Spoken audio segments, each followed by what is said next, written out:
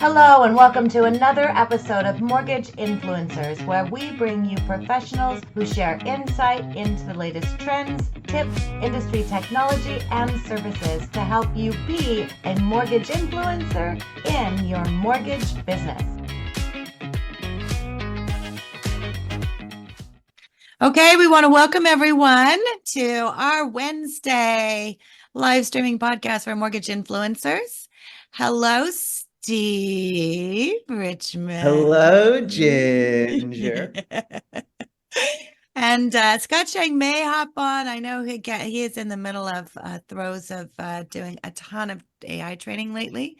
But we're going to go ahead and get started because I am delighted to be able to introduce our guest today, Miss April Russell. So April, thank you so much for joining us today.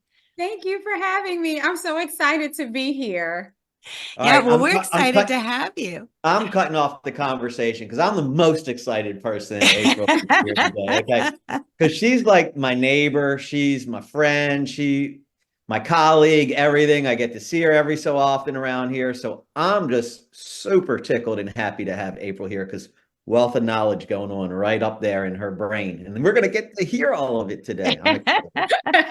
Well, and that's what it's all about. So, you think about it, Steve, you and I have known each other for many, many years, have an opportunity from time to time to see each other, although we've never spoken on stage at the same time. So we've got to make that happen. We've spoken at the same conferences, but we've not been at the same conferences, but we've never shared the stage. So I think we need to make that a goal for 2024 to make that happen. So we'll work on that. But that's a lot of it. We're blessed in our industry to be able to work alongside a lot of some amazing people. And April, you are definitely one of those who comes to mind. And I know the two of you have known each other for a while because you're both in North Carolina. And so before we were getting started in the green room, April said, I remember when I met Steve for the very first time. And so we don't get a lot of stories about Steve here. So I would love to hear that story because I think it probably is something that has a little bit of humor involved if I know Steve well enough. Of course it does. Anyone who knows Steve, of course, knows when he's presenting, he is working the room, right? He's moving around. He's learning people's names. So if you can imagine, I might have been a mortgage loan officer, maybe not even 2 years at that point. We're in this large conference center at a country club, basically. And there's probably about 250, 300 loan officers in this space. And of all people for him to find, and he was discussing the market and we were talking, he said something and then he goes like, yeah. And he walks up to me and he goes, what's your name? And I said, I'm April. He's like, is your boss in here? And I'm like, yes. He's like, April, 300 people are looking at you right now. What's DTI? And when I tell you, for the life of me, I could not say what DTI was. I was just stuck on my boss is here and 300 people are staring at me. And then when I looked around, they really were. just as a little trick. And I totally lost it. I was like, I don't have no idea what DTI is. Like the girl sitting next to me was like, debt to income. Like she's trying to tell me what to say because I froze. And that's why they have those silly TV shows like Who Wants to Be a Millionaire? When the first question is like, what does NBA stand for? And everybody's like, how do you not know that? But when you have that pressure that's sitting right there, your brain definitely does something different. But you smiled the whole time while you were doing it. You were a great sport. And we became good friends after that. So everything I was like, I like this guy. He's pretty cool. Well, so here's the amazing thing, because I know you know what debt to income ratio is, and you did know back then, but now you're actually teaching, and you're teaching education to real estate agents along those lines. So, you look at that terrifying freezing moment that obviously you overcame, because now you're going and you're conducting training workshops and doing a lot of speaking for real estate agents. So How did that happen? Well, I'm a presenter at heart, I feel like. I've always loved public speaking, even as a little girl, and I still have cassette tapes of me. I used to have my own talk shows as a little girl. I would record myself on cassette with talk shows, and I would sing my commercial breaks, if you can imagine, and sing commercials. But anyway. No. Give us a little song. Come on. Are you serious? It's the holidays. All I want for Christmas is a commercial. song from I used April. to sing the Zest soap commercial. Zest fully clean, never felt as clean as now. Zest fully clean. You're not fully clean unless you're zest fully clean. Love it. Wow, Steve. Talk about a blast from the past. So 2 things I love. She recorded it on a cassette. Still remembers it. And still remembers it. Okay, so we always have to have a lesson here. Again. Like he just put me on the spot again. Did you see that, did. Ginger? Oh my God. You remembered it. I did remember it. You remembered it. So here's the thing. And this goes into the training that you're doing. And if you guys are watching this and you're, making videos or doing podcasts or doing training, having that song, having that thing that brings you back to that, the meeting Steve for the first time and what he had you do, those are all things that are impactful moments that make a difference. Whether you're meeting with someone for the first time, whether you're meeting with a borrower, whether you're meeting with a real estate agent, it's those kind of impactful things that people remember. And so as odd as that sounds, those are kind of things, the more you can use that and be memorable and be rememberable to where people remember and take them back to that moment. Because that's exactly what happened here, right? What Steve did took you back to that moment. You remembered that moment. And Steve does an excellent job of really incorporating a lot of those into his speaking that he does. And I know as you're, doing a lot of your training, you're doing as well, which brings us into our little segue of being memorable. And that is your book. So hello, best-selling author. All because of you. Thank you. You know what? I think a lot of it. So thank you for that. I have been blessed. The first book I ever wrote was with Brian Tracy. We were able to make several best-selling lists. I've written probably about 30 since then. And that was one of the things this year that I just made as a goal. It's like, I want to help other people find their voice and leverage their expertise. And I've been doing it in video, I've been doing it in podcasts, but book publication is something that a lot of people don't think that they can attain. And so being able to work with a publisher like myself and be able to get that done, it wasn't that hard, right? I mean, once we got through finding out, okay, this is what you want to do, who's your audience, what do you talk about, the rest of it kind of fell into place. So how did you decide who was your audience? Who were you writing this book for? I am all about educating real estate agents. And so the book is geared toward a real estate agent. Of course, it's called The Growth Playbook, a real estate agent's daily success plan. And my ultimate goal is to be a source of information for agents. That's how I've been able to build my relationships with agents that I currently work with. They know I'm a source of information. I have agents reaching out to me. I may or may not be the loan officer on that deal, but April knows this. And if April doesn't know, she'll find out for me. So I've been able to develop those type of relationships with agents just by presenting myself as a person of information to them. Makes me more valuable. That's the value. Yeah, I mean, that's the value in that. And so bringing that information to them. So the book is for real estate agents. Go ahead, Steve. I want to talk about that for 1 second. This is what I think April does that's so great is April came in and she says, I have credibility because they know that I'm going to answer their questions. They know that I know what I'm talking about. They know I'm going to get the answer and follow up with them.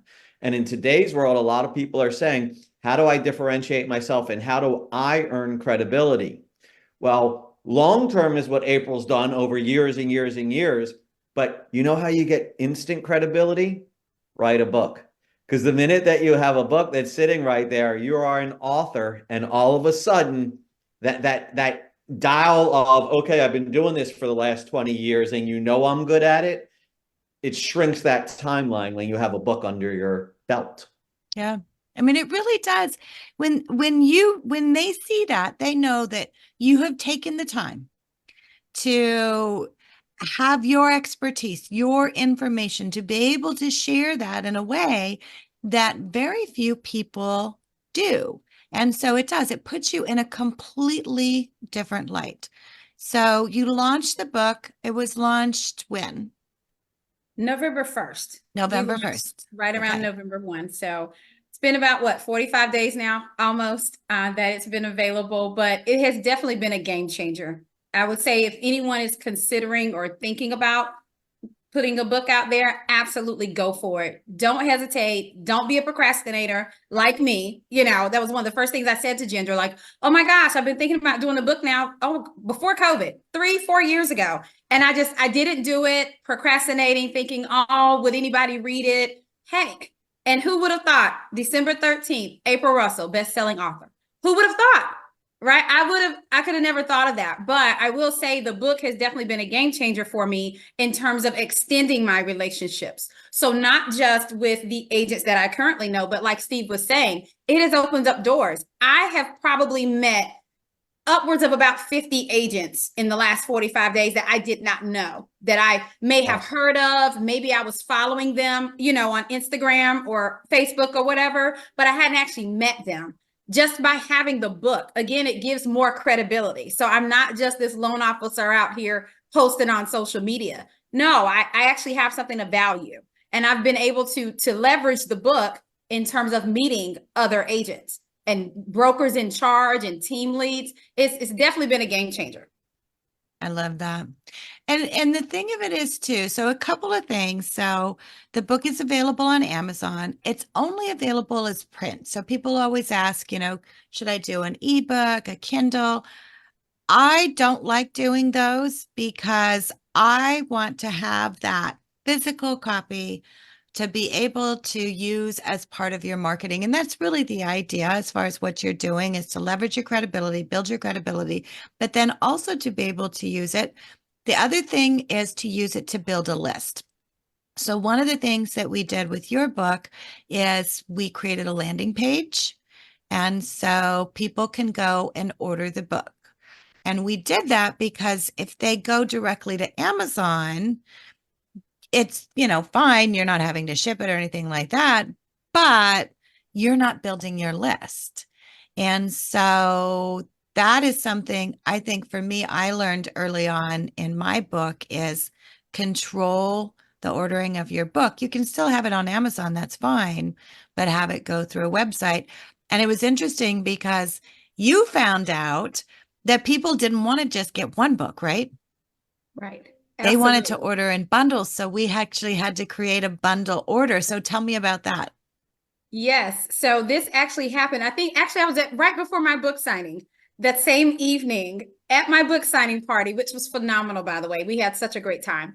But I had a team lead who wanted to buy multiple books for her agents. And I was like, oh my gosh, I hate for her to keep going back on here, you know, because their quantity was 1 at the time. So I'm like, oh gosh, we need a bundle. So I appreciate you for jumping right in. They're like, sure, we'll get this updated for you so that I can actually offer the bundle. And the bundle has definitely been a game changer as well. I mean, I've sold a lot of bundles, but it's the perfect timing. And I think the timing of all of this was really important for me as well, just because it's the holiday season.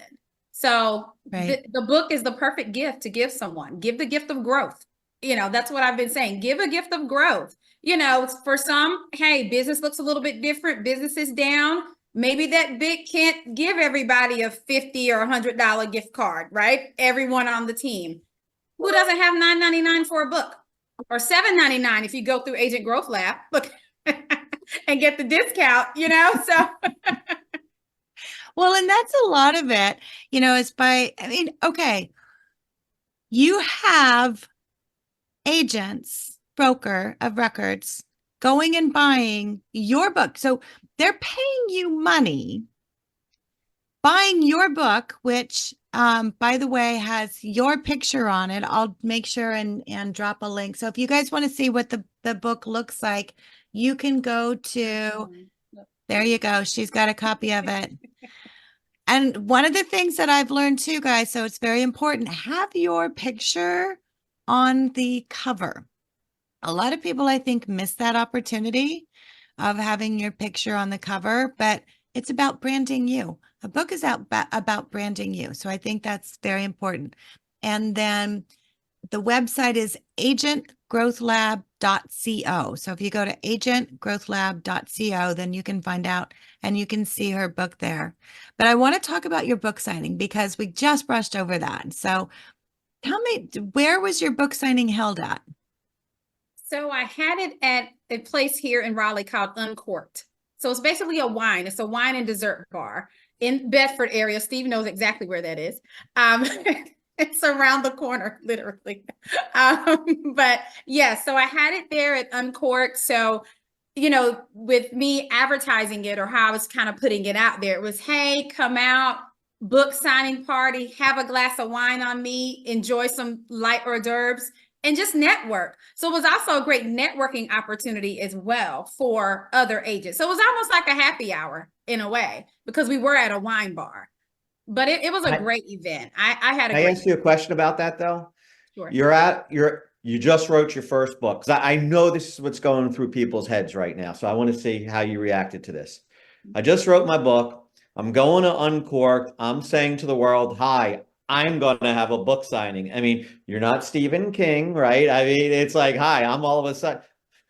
Did you have that nervousness of, are people going to show up to this? Am I going to be sitting here in the middle of Uncorked all by myself? Talk to me about how you dealt with, I mean, you're like, that's okay, more wine for me. But, you know, tell me a little bit about how you dealt with that neuroses of, if you build it, they will come, right? If I have a book signing, they will come. How'd you do that? So I was extremely nervous about having the book signing. And like you said, in the back of my mind, I honestly, for the number of people that did show up, I didn't think they would show up. I was shocked by the number that actually showed up. And even with the book orders coming in, you could ask Ginger, I was just shocked by, oh, another order, another order, another order. So leading up to it, I advertised it for the most part. I have like a newsletter type thing that I send out every week to agents anyway in the local area. So I sent out the flyer for the book launch party as well. But even when I asked for RSVPs, I didn't get any RSVPs because I was like, hey, let me know if you're coming. DM me, RSVP to my number, my phone number. I got nothing.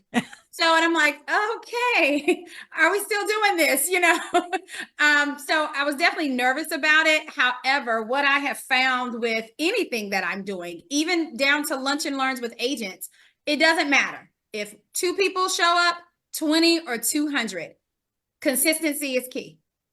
Yeah. Have the event anyway. It doesn't matter. Keep it going. So now I'll also be, for 2024, second Thursdays, I'm going to be doing happy hours. Guess where? Uncorked. Guess what else will be there? My book. And I'll just continue that. And it won't matter to me how many people show up. As long as I consistently do it, the people will come. And I truly believe the right people that I needed to see on that night for my book launch party, that is who showed up. The right people that I needed to see in that moment. I love it. So does that mean tomorrow you're having is tomorrow the second Thursday for December? We're starting in 2024, Steve. Okay. No, because I couldn't be, I'm coming. That's why. Month. Oh, trust me, you'll hear about it. Look. All right. That's why. I want to know. You'll see it. So consistency, as you said, and even though you didn't get any RSVPs, you had 24 agents show up. Right. I still had a good number actually. That's a great turnout. It was wonderful. Big. And the thing of it is, and people are always asking, it's like, okay, the book launched. Now what? You know, I had a book signing. Now what? I still have my book with Brian Tracy. I've written 2 books with Brian Tracy, one with Jack Canfield, and I still promote those books. I still have copies and I use them for promotions, you know, for what it's a long-term thing. So, every single one. How many chapters are in your book? I can't remember. Is it like there are 23? 23 chapters? Yep. So each one of those chapters, and we talked about this, April, could honestly be a very short little lunch and learn workshop where if you were going into an office, you honestly could set up a series for the entire year, almost 2 years, where you would just go in to an office and each month work on one chapter. And it's 15 minutes. And so we have some, worksheets you have that go along with that. I mean, some of it's time management, some of it's social media, some of it's, all of that. And I know people are probably wondering, how did you write this book this fast? And so I don't want to give away everything, but basically we started with a template. And so that was a lot of it. And then once you have an idea, then it's a matter of just forming it. It really isn't that hard once you get over that first hurdle of, I'm going to write a book. And I think the first thing is, who's your audience? Who's your audience? A lot of people think it needs to be consumers, and you can definitely write books for consumers. We have clients, we've done that, but I love that you wrote this for real estate agents, because nobody focuses on helping them. And if we do, we always talk about what? Mortgages. Right. But with this book, you talked about helping them grow their business, helping them be good. And now they're buying the books and they're using it with their teams, which, I mean, that honestly, it's like, that's the greatest thing you can hope for, right? The greatest thing you can hope for. And I mean, you think about if you brought in, say, you have a flyer, it's like you have a handout, a lead gen, a workshop, whatever. Most of the time people won't, say, hey, can I, buy that, planning guide that you have? They're paying you to basically give them marketing and to help them in their business. And that is the beauty of writing a book, which I think a lot of people miss out on. So the second part of it goes into, you're going to start a book club. So tell me about that. Yes. So with the book, of course, I want to make connection. So it's, yes, some, agents bought my book. That's beautiful. But I also want to connect with them. So this is having this book and doing the book club is just another way for me to build upon those relationships. So we'll start a book club right around January 2nd, January 3rd or so there, that first week. And right after, New Year. And we're just going to book club through the month of January. But I actually did this same thing earlier this year. In January of 2023, I did a book club to connect with agents. But guess what? It was another loan officer's book. It wasn't my book. I didn't have a book, right? So I'm like, you know what? This year, it's my book. There you go. That was my book. But I think what also sets the book apart too is the fact that, like you said, it's not me talking about mortgages. It's actually providing them with information that is actually beneficial to them as an agent to help them to grow, but also that a loan officer has a book about growth for a real estate agent. So it kind of gives it to them from a different perspective too, because I think there's a little curiosity there as well. Like, oh, what does a loan officer have to say about that? But at the end of the day, I think a lot of the activity that real estate agents and loan officers do is almost the same for the most part. It really is. So I love the fact this book will never get old, like you said, to continue to promote it. The activities and suggestions in this book, they will never be old. There won't ever be a point in time where it's not beneficial that these actual tactics don't work. They will always work. Yeah. Because it's sales. I mean, it's what we do in our business anyway. So, it's going through your activity, calling your borrowers, talking about what deals you have going on. That's the beginning part of it. And that doesn't change. I think you could honestly take this same book, April, change a little bit of the language and have it geared toward financial planners. have it geared towards, another audience, business owners. I think the principles, and Steve, because you speak so much as far as those principles of success, it's like it translates honestly into any industry. Time management, social media, standing out, all of those things. And that was the base of the book. So, and if you think about it, what April's doing, and we all know what's going on in the real estate and the mortgage industry right now, we're all trying to do what? Find more and more lead sources, more and more referral sources. So if all of a sudden you do this for financial planners, get back to what we said before, you get the credibility in front of the financial planners, and all of a sudden you've established the relationship. I have a question for you, April, though, because I'm about, okay, it worked for you. Other people are listening to this. I want this to work for them as well, right? You told me starting, we're going to go over that hurdle. You told me, oh, I used to be a presenter and I used to sing about Zest soap and I used to do, and I love to teach courses, and I'm a talker. I'm a talker. You're a talker. Did you write the book or did you dictate the book? Can it be both? No, I say that because I say both. Because someone taught me, I didn't know how to do this. And they're like, if you go into Microsoft Word and there's a little microphone there and you just hit dictate, you can just sit there and say the stuff and you don't have to type it out. And to me, for a lot of speakers, that's a big hurdle for them to overcome to write their book. Right. So no, it was a little bit of both. But for the most part, writing it. Old school. Well, and I think a lot of it too is, as I said, we have, because April, came to me with this because I want to do this. And it's like, okay, I have developed hundreds and hundreds and hundreds of courses, articles, blah, blah, blah, blah, blah. So for me, it's like, this is where you need to start. When you start with the base and yes, you can talk, you can dictate, you can do all of that, but you have to begin with number one, who's your audience? Number two, what are you going to teach them? And I always like to start with the end in mind. So anytime I work with an author and writing a book, I always say, when they finish the book, what do you want them to walk away with? And so when you have those two things, then the rest of it comes into play. And so you start with the outline, you can dictate it. You can work through ChatGPT with an outline and have it, work through certain, ideas and things like that. There's a lot of different ways to be able to do it, but it is not that hard and it's not that long. So that's the other thing I think a lot of people think, Steve, is you need to have, it needs to be a, Brian Tracy or a Jack Canfield side book. It doesn't. I mean, we have. It doesn't have to be 400 pages, folks. No. It shouldn't Honestly, be 400 pages.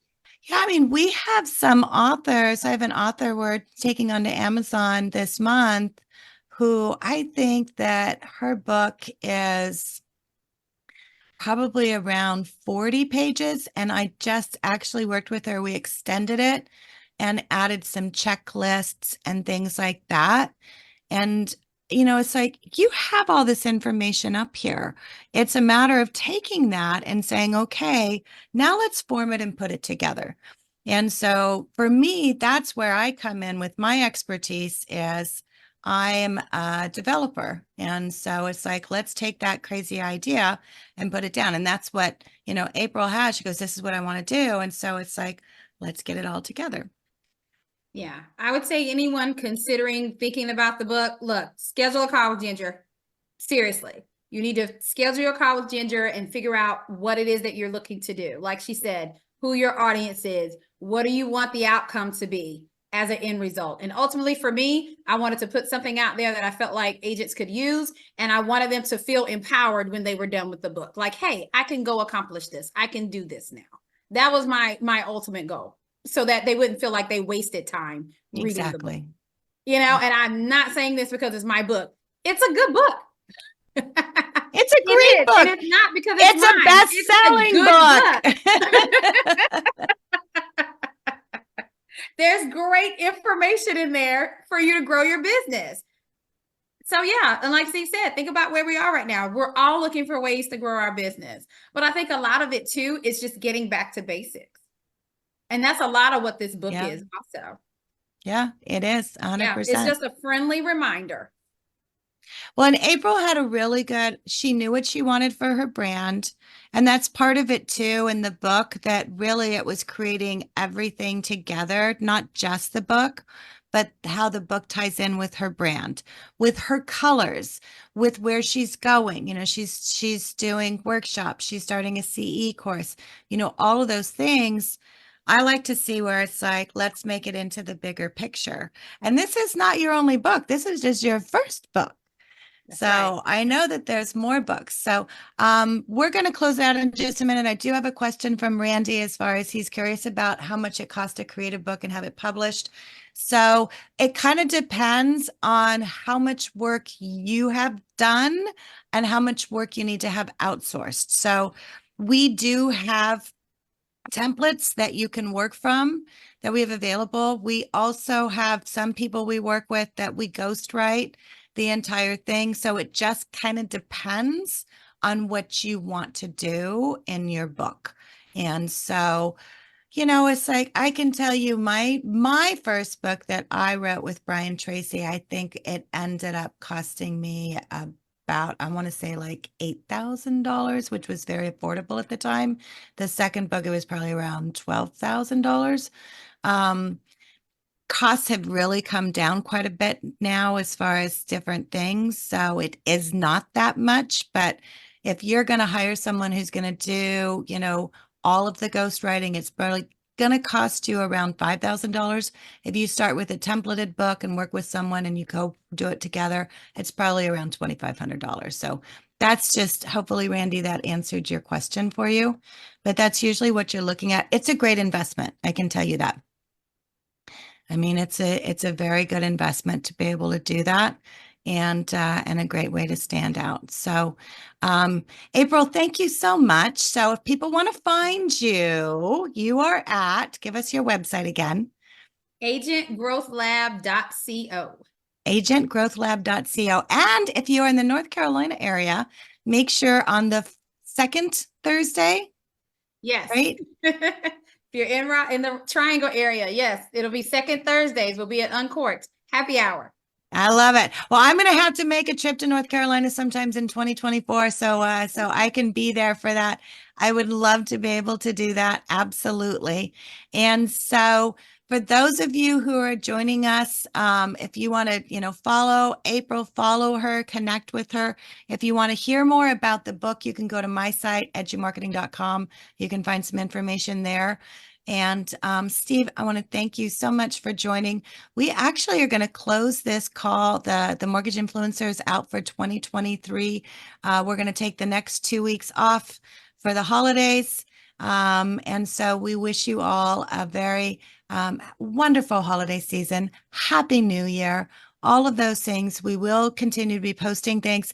And in 2024, we're going to be coming back with a whole lot of AI. So Scott and I have been working on some things, and we have a launch that we're starting the first week. I think it's going to be right January 2nd. We're going to come straight out of the gate and leveraging AI for some of your planning that you're going to do in 2024. So April, thank you, my friend. Thank you. Steve? If you're taking time off, people, take time off and read a book. Get April's book and you'll love it. It'll make your holidays that much more merry. Thanks, April. I love it. Okay. Thanks, guys. Bye.